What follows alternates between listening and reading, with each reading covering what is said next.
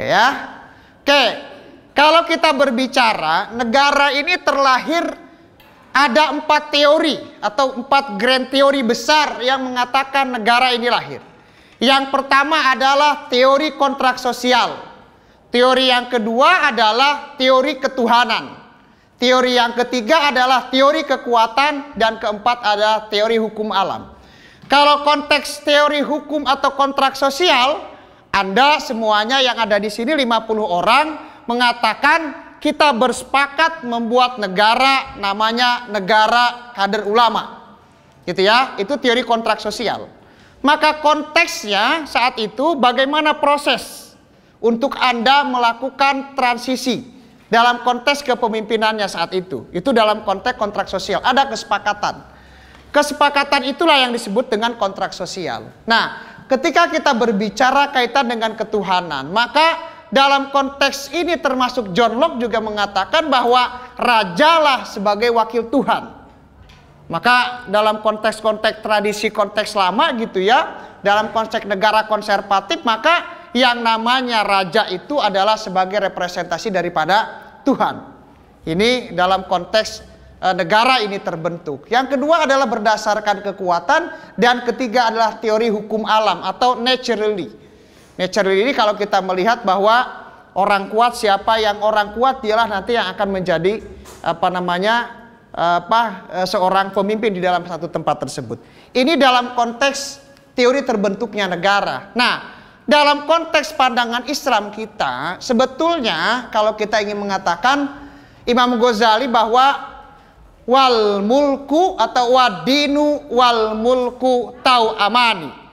Jadi yang namanya kekuasaan gitu ya, dan agama bagaikan saudara kembar. Jadi al mulku wadinu atau wadinu wal mulku tau amani.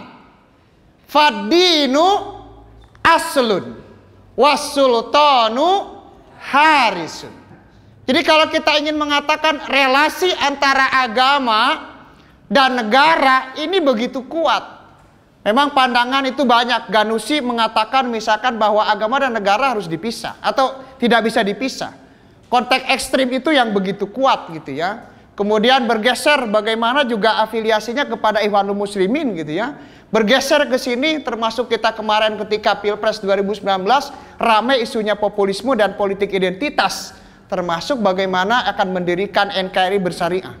Tapi dalam konteks ini kita ingin mengatakan relasi agama dan kekuasaan tidak bisa dipisahkan. Kalau kita melihat fadinu aslun, jadi pondasinya adalah agama, penjaganya adalah kekuasaan. Maka dalam konteks kekuasaan yang hari ini atau yang harus Anda rebut dalam menjaga untuk al-muhafazah. Jadi itu yang paling terpenting. Jadi kalau kita ingin mengatakan bahwa apa itu politik, hifzuddin. Jadi tujuan berpolitik itu adalah hifzuddinnya. Jadi jangan sampai mengatakan kekuasaan itu hanya untuk kekuasaan. Tapi dalam konteks kita yang namanya kekuasaan, yang namanya politik itu adalah laisal ghoyah. Jadi politik itu adalah wasilah.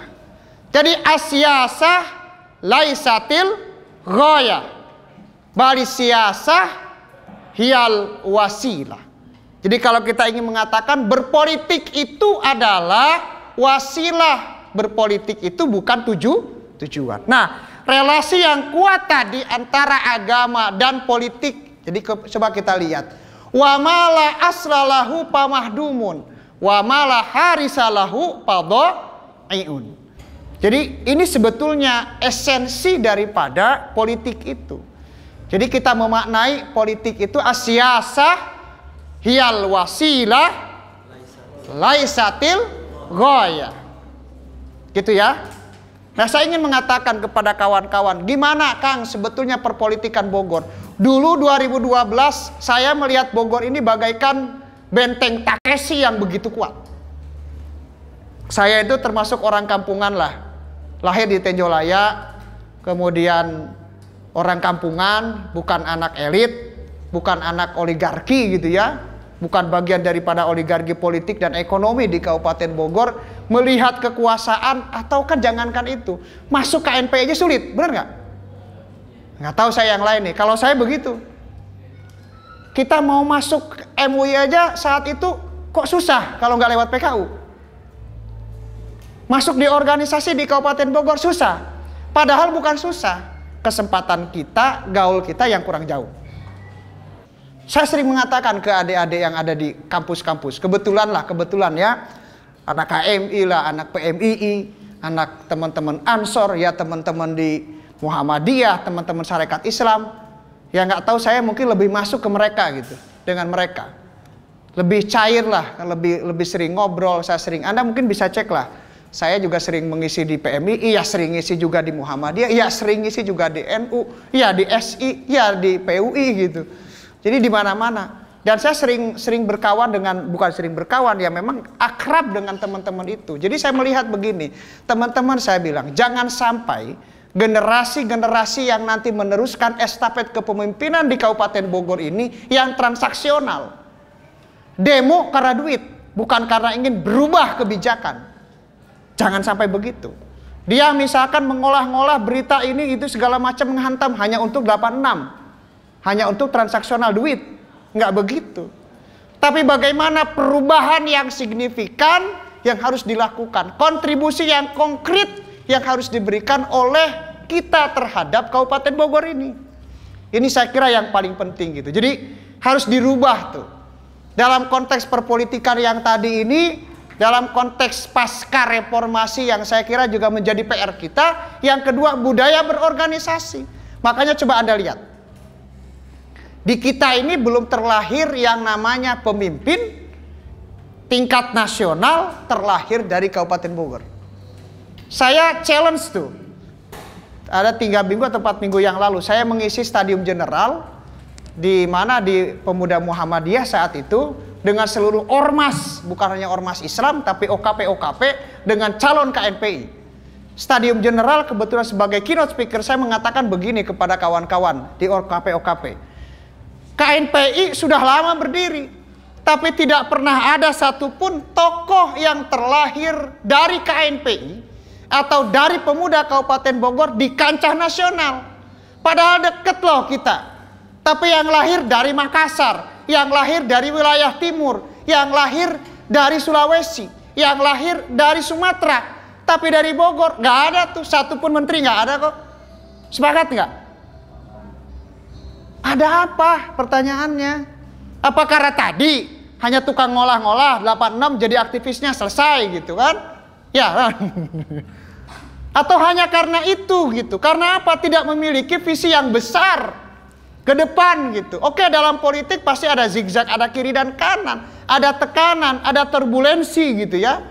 Tapi bukan hanya karena tadi berpolitik dia gitu ya, berorganisasi hanya 86 selesai. Dikasih uang 10 juta, 20 juta, 30 juta selesai. Tidak itu, tapi bagaimana membangun, berproses. Dan itu saya kira tahapan itu berjalan. Karena kalau kita melihat bahwa dimanapun kita, dimanapun Anda, dimanapun kita berada, ada 4 tahapan saya kira yang setidaknya kita lewati. Dimanapun itu. Tahapan pertama adalah daurah mustakmalah. Yang kedua adalah daurah mu'tarofah. Ketiga adalah daurah mu'tabaroh. Dan keempat adalah daurah muhtaram. Dalam konteks politik, dalam konteks berorganisasi, dalam konteks bermasyarakat, pasti kita akan melewati daurah yang pertama, mustakmalah dulu. Capek dulu. Anda datang ke PKU ya capek dulu. Anda datang ke PKU ya pasang alat-alat dulu. Yang kedua adalah daurah mu'tarofah, dikenal. Oh, siapa namanya? Ramdhani, rajin ternyata. Kok saya bicara jadi sembuh ini ya? Ramdhani itu mu'tarofah, dikenal. Oh, seorang Ramdhani di PKU antar 50 peserta ini karena dia rajin. Karena dia tidak pernah mengeluh, diberikan tanggung jawab, pasti bertanggung jawab. Mu'tarofah, oh dikenal Ramdhani orang paling rajin, selalu senyum, selalu ya tidak transaksional, disuruh diminta tolong orang, hampang dirit cemucek orang Sunda mah begitu. Yang ketiga adalah mu'tabaroh, daurah mu'tabaroh. Orang ini dijadikan referensi, orang ini dijadikan tempat untuk bertanya, rujukan bertanya. Dan keempat adalah daurah muhtaram, dihormati. Jadi kalau Anda menjadi tokoh di Kabupaten Bogor, pasti Anda juga melewati 4 tadi. Jangan minta dihormati dulu sebelum Anda mustakmalah. Jangan minta dihormati dulu sebelum Anda mu'tarofah. Jangan Anda minta dihormati dulu sebelum mu'tabaroh. Barulah dihargai. Maka ada istilah jangan membawa singgasana dari tempat yang lain Anda ke sini. Termasuk kita di Kabupaten Bogor, dimanapun Anda berada, termasuk di kancah nasional sekalipun gitu. Jadi kalau kita di kancah nasional, berbicaranya di nasional berarti harus melewati fase itu dulu. Kan begitu ya? Nah, kebanyakan yang transaksional itu pengennya instan. Saya ingin muhtarom segera. Ini dalam konteks itu. Saya kira saya tidak perlu menambahkan lagi, tapi yang paling pasti Anda semua akan berproses. Jadi, Kang, apakah mungkin misalkan di Bogor itu seperti apa peranannya? Nikmati proses itu. Mustakmalah itu nikmati, mu'tarofah itu dinikmati, mu'tabaroh dinikmati, pasti ada masanya Anda muhtarom dimanapun Anda. Silahkan yang di NU berproses di NU. Silahkan yang di Muhammadiyah berproses di Muhammadiyah. Yang di Sarekat Islam silahkan berproses di Sarekat Islamnya. Yang berproses Anda di LSM silahkan berproses. Yang Anda nanti di NGO silahkan berproses. Baru nanti Anda akan ketemu tuh polanya. Kadang-kadang kita ini kan mencoba, ini dicoba, itu dicoba, akhirnya nggak jadi. Dan saya titip kepada Anda, kita ini harus menjadi profesional. Ada 2 kata kunci profesional itu. Yang pertama adalah kualitas, dan kedua adalah loyalitas. Jadi profesional itu bukan hanya konteksnya semua segala dihitung dengan uang, bukan itu profesional. Profesional bukan hanya Anda memiliki ya, bukan hanya Anda memiliki sertifikat itu profesional, bukan. Kita maknai bahwa profesional itu yang pertama Anda memiliki kualitas dan kedua memiliki loyalitas. Coba Anda lihat siapa yang dipakai di sini. Gus Irfan dipakai oleh Kiai Mukri bukan hanya kualitas tapi loyalitas terhadap Kiai Mukrinya. Yang ketiga adalah yang paling penting kejujuran. Jadi profesional, modal utama kita ini hanya 2, ingat ya. Pertama adalah profesional dan kedua adalah kejujuran. Profesional itu ada 2. Yang pertama dia kualitas, yang keduanya adalah loyalitas.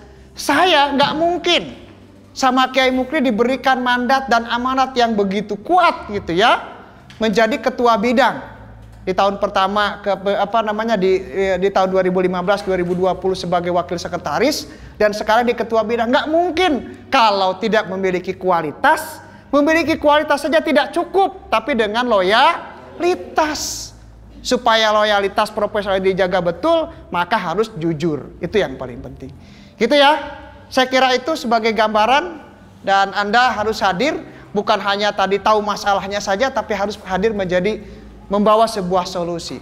Dan saya challenge Anda supaya semuanya bisa mengabdikan diri Anda untuk masyarakat Kabupaten Bogor. Jadi ingat dalam konteks kita di Kadar Ulama ada istilahnya politik langit. Tadi itu politik langit itu adalah kita berpolitik bukan menjadi tujuan tapi menjadi wasilah untuk hifzuddin. Wallahumma fiq lakum wa thoriq. Wassalamualaikum warahmatullahi wabarakatuh.